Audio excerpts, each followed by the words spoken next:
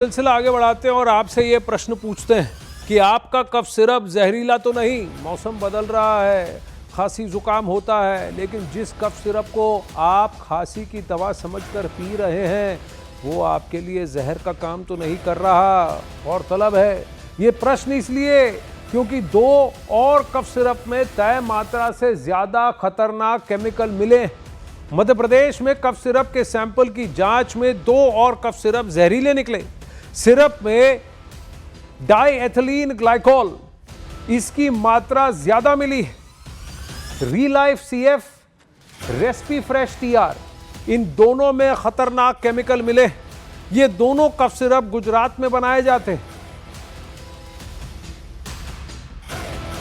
अब जहां मध्य प्रदेश में कार्रवाई हुई है वहीं जहरीले कफ सिरप मामले में राज्य सरकारें एक्शन में है। गुजरात सरकार ने सेफ फार्मा और रेड नेक्स फार्मास्यूटिकल्स की कफ सिरप को नॉट ऑफ द स्टैंडर्ड घोषित कर तुरंत प्रतिबंध लगा दिया है। सरकार ने कंपनी को दवाओं का उत्पादन तुरंत बंद करने और बाजार से स्टॉक वापस मंगाने के आदेश दे दिए हैं, त्वरित आदेश दिए। सरकार ने आदेश दिया कि कंपनियों की तरफ से भेजे गए सभी सिरप्स को तुरंत वापस ले लिया जाए और इसके साथ ही राज्य के सभी मेडिकल स्टोर्स की जांच भी की जाएगी। अब वहीं जहरीले कफ सिरप पर विस्तार से बताने के लिए सबसे पहले आपको उन 3 कफ सिरप के बारे में बताते हैं जो जहरीले निकले। अब तक की जांच में 3 कफ सिरप जहरीले निकले। पहला कोल्ड ड्रिफ्ट में डाईएथिलीन ग्लाइकोल DEG 48.6% का मिला है। रीलाइफ सीएफ जो फिर से बैन हो गया है, इसमें भी जहरीला डाईएथिलीन ग्लाइकोल DEG मिला है और इसकी भी काफी बड़ी मात्रा मिली है। रेस्पीफ्रेश टीआर में भी डाईएथिलीन ग्लाइकोल DEG मिला है और अब तक जहरीला कफ सिरप पीने से मध्य प्रदेश और राजस्थान में 19 बच्चों की मृत्यु हो चुकी है। अब वहीं जहरीले कफ सिरप से 15 मासूमों की मौत के बाद ये संख्या अब 19 हो चुकी है। 19 मासूमों की मृत्यु के बाद पूरा मध्य प्रदेश दहशत में। मध्य प्रदेश प्रशासन हरकत में आ गया है क्योंकि 19 में से 15 बच्चे मध्य प्रदेश में ही मरे। भोपाल, राजगढ़ और रतलाम की तस्वीरें आपके टीवी स्क्रीन पर है। अलग अलग जगहों पे ड्रग इंस्पेक्टरों की टीमें जिले भर के मेडिकल स्टोर पर चेकिंग कर रही हैं। ये चेकिंग ड्राइव फौरी तौर पर आदेश इसका दिया गया और इस पर अमल भी हो रहा है। ग्राउंड पर आपको तस्वीरें स्क्रीन पर दिखा रहे हैं व्यूअर्स। मेडिकल स्टोर से बच्चों को दी जाने वाली कोल्ड सिरप या कफ सिरप के सैंपल लिए जा रहे हैं और अब यह पता किया जा रहा है कि कौन कौन सी दवाएं 4 साल से कम उम्र के बच्चों के लिए खतरनाक है। रतलाम में भी मेडिकल स्टोर पर दवाओं की चेकिंग की जा रही है। जिले के 7 मेडिकल दुकानों में प्रतिबंधित कफ सिरप का स्टॉक चेक भी किया गया है।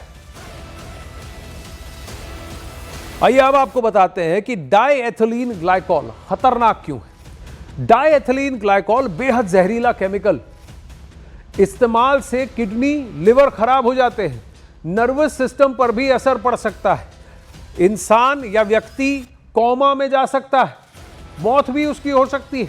इसका मेडिकल प्रयोग नहीं होना चाहिए, फिर भी कई सारे कफ सिरप उत्पादक इसको अपनी कफ सिरप में डालते हैं।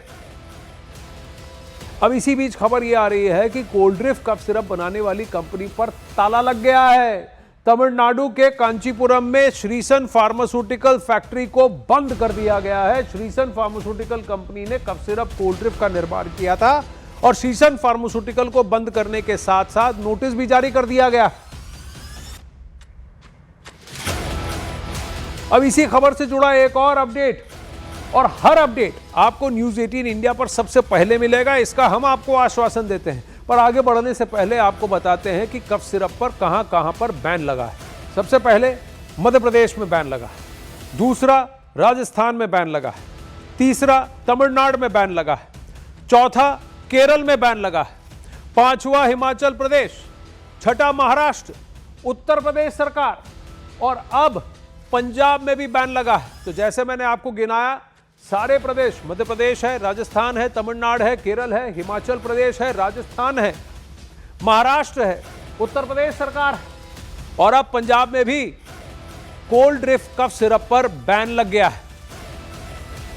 अब वहीं इन सबके बीच सबसे बड़ा सवाल यही उठता है कि सिर्फ कफ सिरप की ही जांच क्यों की जा रही है? क्या सिर्फ कफ सिरप में ही जहर हो सकता है? क्या दूसरी दवाइयों में गड़बड़ी नहीं हो सकती? बाकी दवाइयों पर फोकस क्यों नहीं किया जा रहा है? क्या एक और हादसे का इंतजार है?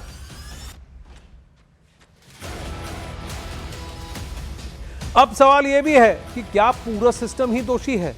क्या मासूमों की मौत के लिए सिर्फ एक डॉक्टर जिम्मेदार है?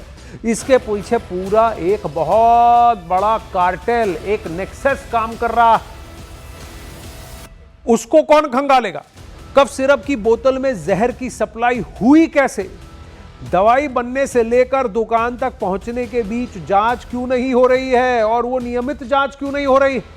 इसके पीछे का नेक्सस सामने आएगा कभी या नहीं? 18 मासूमों को मौत का असल गुनहगार आखिर में कौन है? खासकर ऐसे समय जब कई सारे ऐसे कफ सिरप और फार्मा कंपनियों को लिस्ट से हटाने के बावजूद, बैन होने के बावजूद कुछ ही महीनों में वापस तुरंत लिस्ट में ऐड कर दिया जाता है।